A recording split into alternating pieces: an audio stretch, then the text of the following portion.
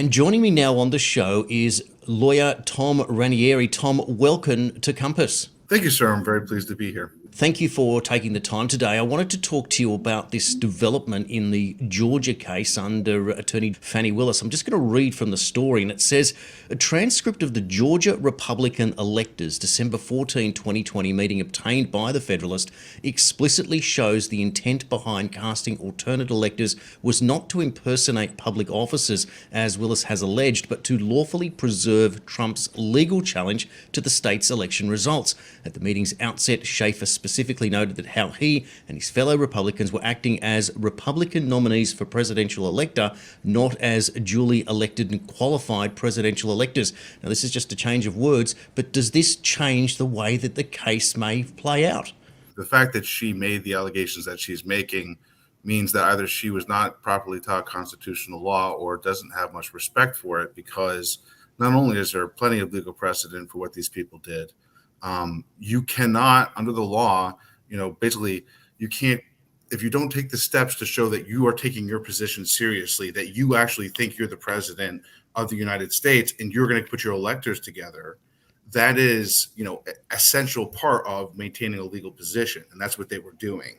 Because it's politics. It was where politics and law meet, obviously. And so it gets really ugly and messy sometimes. But in order to preserve a legal challenge, you have to present as though your position is correct and the other side is absolutely incorrect. And if he had not done this with the electors, then he would have basically waived his argument that he was duly elected as president.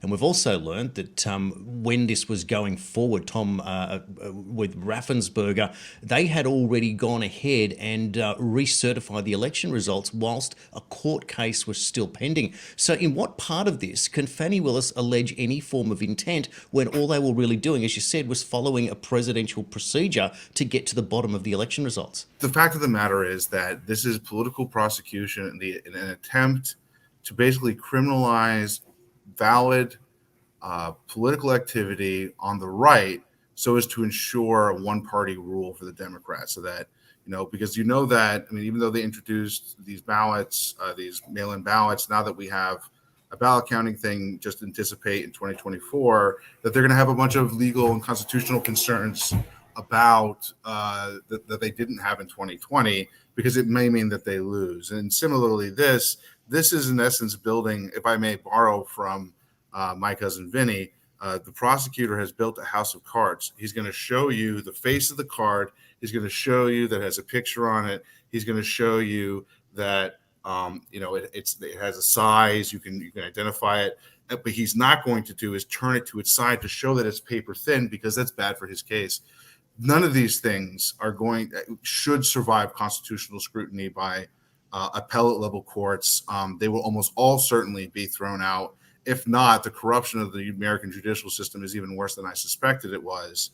And moreover, it seems perfectly clear based on the trial court's order in the Georgia case to set the trial date for Super Tuesday that this is specifically an attempt to block President Trump from pursuing his legal right as an American citizen to run for president. Many people are suspecting that this system is very, very clearly, as you've described it now, that it is being used to simply keep the man who threatens the establishment out of running for the election. It's mean, it's cruel, but it shows you that the people have to be the ones that wake up in all of this. Going back for the last question here, would Trump have known that this was coming, the way that this behaviour is done, and he's acted accordingly, or has he just followed the letter of the law the whole way and will be exonerated regardless? Well, it seems to me that Trump's strategy is to do the right thing. And by the right thing, I mean the right thing from a reasonably prudent person standard, a legal standard. And I think he tries to show good faith at every turn, because even though that might hurt him in the short term, I think he believes that it will help him in the long term. And so, he's submitting himself to the law. And by submitting himself to the law, it shows the tyranny of the law, because it requires then prosecutors to defend their obvious fallacious charge, which, in my view, this woman should be disbarred for even considering bringing this absurd suit. So the answer to your question is the best thing he can do is just go. He can afford it to go through the process and get the courts to say, no, he didn't do anything wrong, shut up. But, I suspect by the time that happens, it's going to be irrelevant. because that's not really the point. So that's not really the point. And in fact, what I don't think that they realize is that they're damaging their credibility and the credibility of the American legal system. And that means that they're pushing us even more into civil discord, which means because people can't believe in the courts, they can't believe in the federal government, they can't believe in the state government, because you have Raffensperger playing silly games like certifying the election a second time to essentially moot the court case, right? So it never got considered. And you have to ask the question, and this is the question that is resounding in my head every step of the way. If our election system is secure as they say it is, why in heaven's name will they not let us audit it? If it is as good as they say, why can't we audit it? And if in the law we have something in trial called spoliation of the evidence.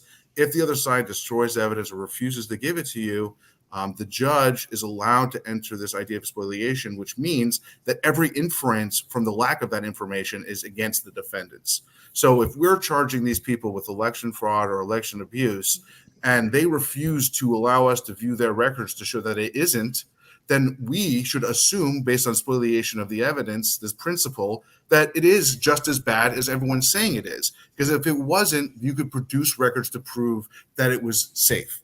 And they are not doing that. It clearly indicates to me a deep rot. And the fact that judges refuse to reason and be reasonable about these cases also indicates to me that this is something that's been going on in a long time, and kind of maybe an unspoken agreement on the bench, because the judges can decide just not to apply the law at all, because it's politically incorrect or difficult for them, or it might hurt their career.